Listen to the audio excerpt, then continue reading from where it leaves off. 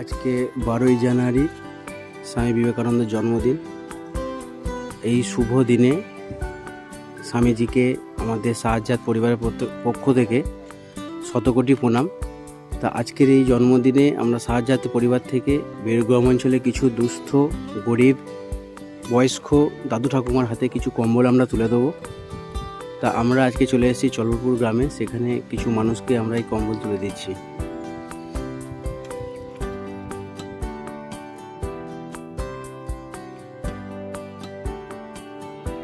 চলপুরে কল্পনা রায়ের হাতে আমরা একটা কম্বল তুলে দিচ্ছি শাহজাদ গ্রুপের পক্ষ থেকে।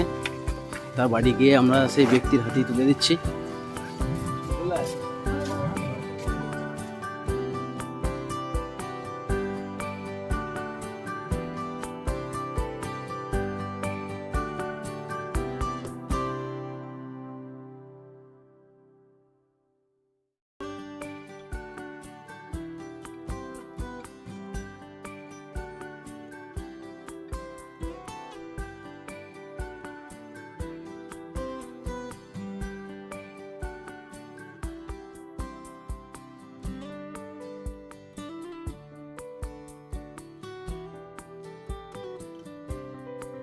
চলপুরে পুতুল ঘোষের বাড়িতে কম্বল দিচ্ছে আমাদেরই ক্ষুদে একটি সদস্য।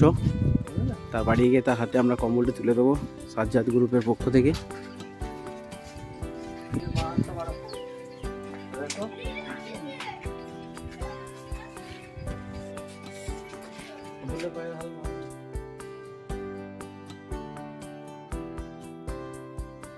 শাহজাদ গ্রুপের পক্ষ থেকে আমরা বিভিন্ন গ্রামের মধ্যে এটা কনকপুর গ্রামের একটি পাড়ায় দিচ্ছি, কিছু বয়স্ক মানুষের হাতে কম্বল তুলে দিচ্ছি। কল্যাণী রায়, কনকপুর বাড়ি, আমাদের এই ক্ষুদে সদস্য, ওকে কম্বলটা পরিয়ে দেবে। হ্যাঁ, ঠাকুমা গায়ে পরিয়ে দাও বাবু।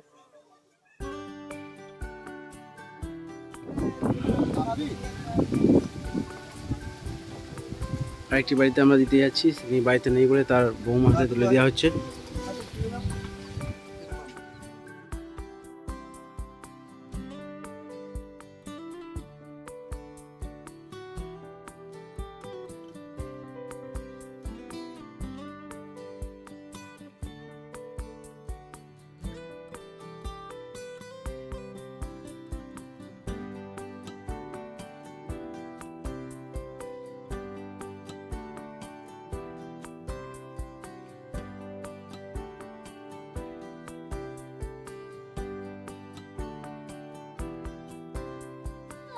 কনকপুরের বিষ্ণুপাড়ায় একটা পাড়াতে ঢুকেছে, সেখানকার বয়স্ক মানুষদের আমরা সাহায্য হাতের পক্ষ থেকে কম্বল দেবো। একটা বয়স্ক ঠাকুমা হাতে কম্বল তুলে দেবে আমাদেরই সদস্য, ঠাকুমা গায়ে কম্বল দিয়ে দিচ্ছে।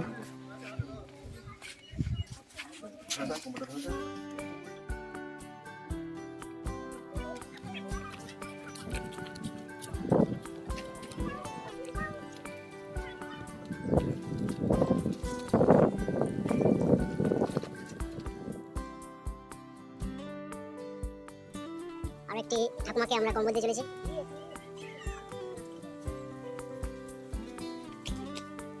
শাহজাদ সবসময় মানুষের সাথে থাকে, মানুষের পাশে থাকে, সেই বার্তা নিয়ে যাচ্ছে।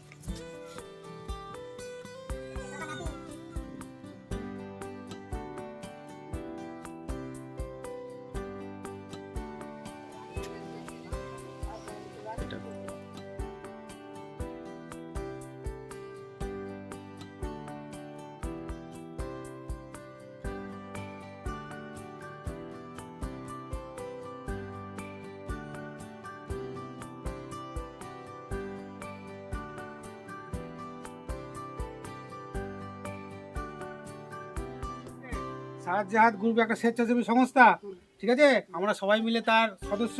তারা সারা বছর মানুষের উপকার করে। হ্যাঁ, যখন করোনা হয়েছিল সবাইকে চাল ডাল এসব দিয়েছিল, আর প্রতি বছরই কম্বল দেওয়া হয়, বুঝতে পেরেছো?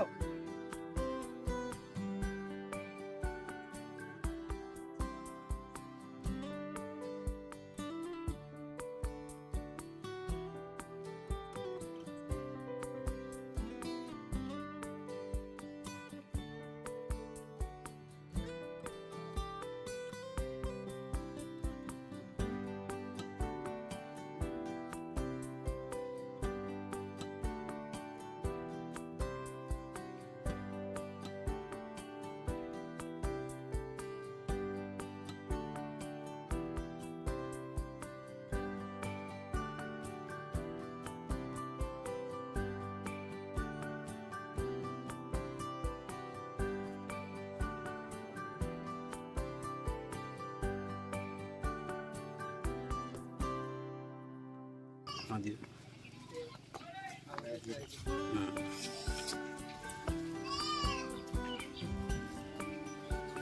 বলছি এটা একটা সাহায্য হাত পরিবার, একটা গ্রুপ আছে আমাদের, ঠিক স্বেচ্ছাসেবী সংস্থা।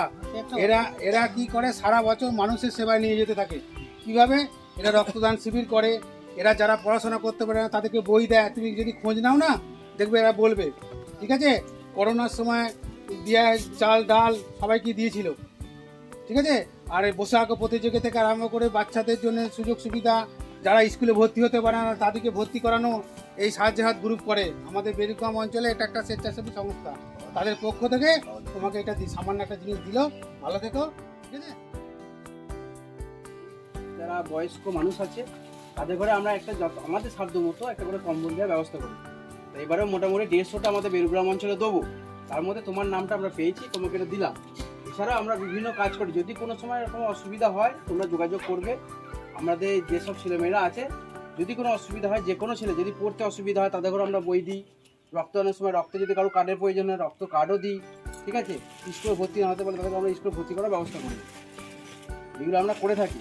যদি কোনো সময় কোনো অসুবিধা হয় বা তোমার চেনাশোনা যদি কেউ থাকে আমাদের কাছে পাঠাবে, আমরা যথাসাধ্য সাহায্য করব। ভালো থেকো, এটাই বলি, নতুন বছরে ভালো থেকো।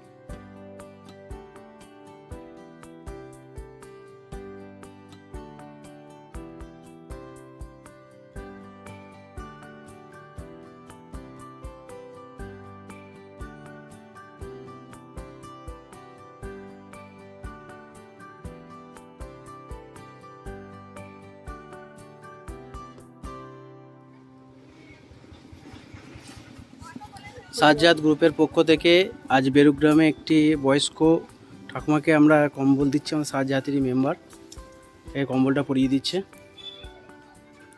এইভাবেই আমরা সাজ্জাদের পক্ষ থেকে প্রত্যেক বাড়ি বাড়ি গিয়ে তাকে আমরা কম্বল দিয়ে আসছি।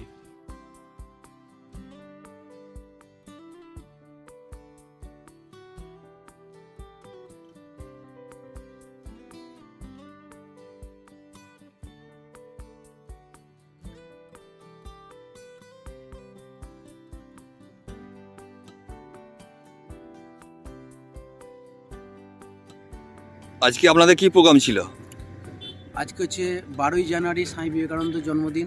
সেই মহান পুরুষের জন্মদিনে আজকে আমরা সাহায্যাত গ্রুপের পক্ষ থেকে বেরগ্রাম অঞ্চলের প্রায় 10 থেকে 12টি গ্রামে আমরা সকাল থেকে ঘুরে ঘুরে শীতার্ত বয়স্ক দাদু ঠাকুমাদের কম্বল বিতরণ একটা প্রোগ্রাম রাখি এবং সেখানে প্রায় আমরা 150টি মতো কম্বল 10টি থেকে 12টি গ্রামের সমস্ত শীতার্ত বয়স্ক দাদু ঠাকুমাদের হাতে আমরা তুলে দিই।